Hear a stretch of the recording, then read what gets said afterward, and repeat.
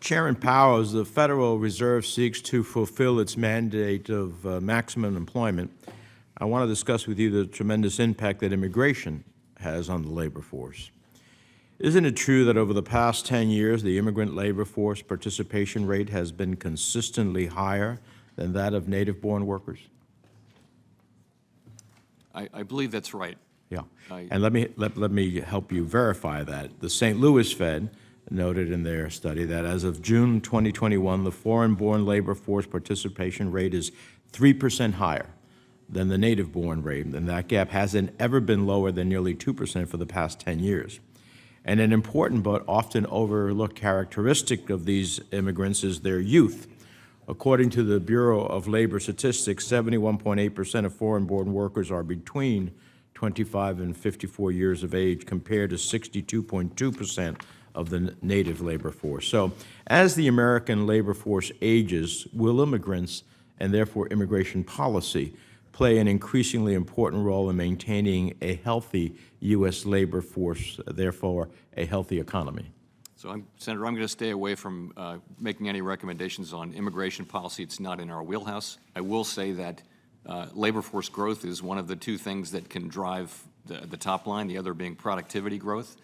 And, you know, in recent years, immigration has been a significant part of, accounted for a significant part of growth in the workforce. Well, I appreciate that. I'm not asking you about immigration policy. What I am saying is that one of the newest studies shows that nearly 1 in 4 Americans is projected to be 65 years of age or older by 2060.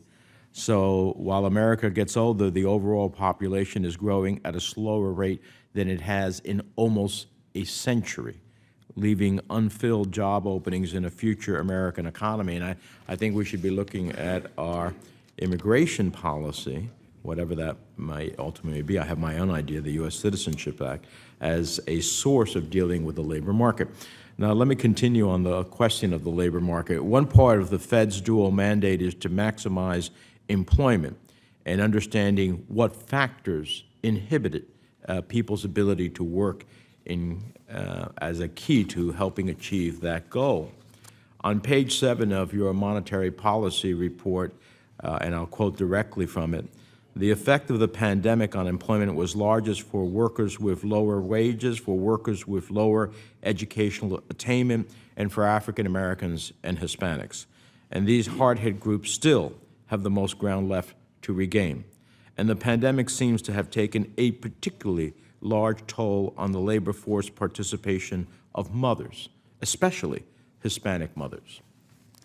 That's very much true. So have disruptions in child care due to the pandemic had a negative effect on employment? Yes, they have, and also schools being closed. Caretakers generally are having a hard time getting back into the labor force for that reason.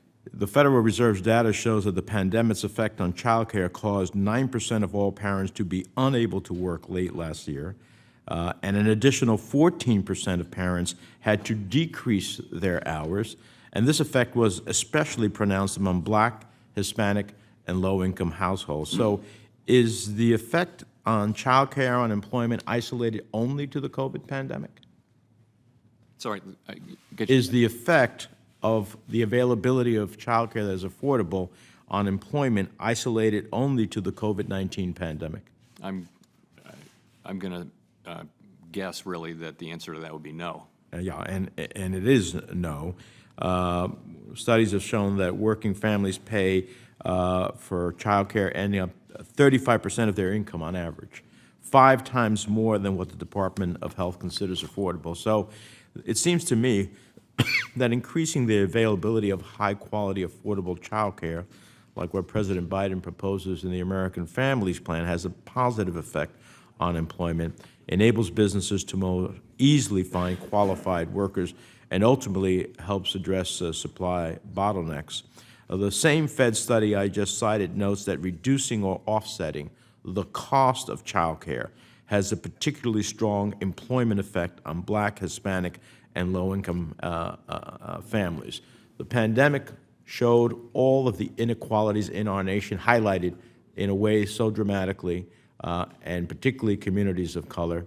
Now, the employment challenges, we all talk about wanting to get people to work. The employment challenges that people have in being able to work, and they, as I have shown in the Fed's, St. Louis Fed statistics, more gainfully employed than native-born. It seems to me we should be working on making the pathway easier so that businesses can have qualified workers. Thank you, Mr. Chairman.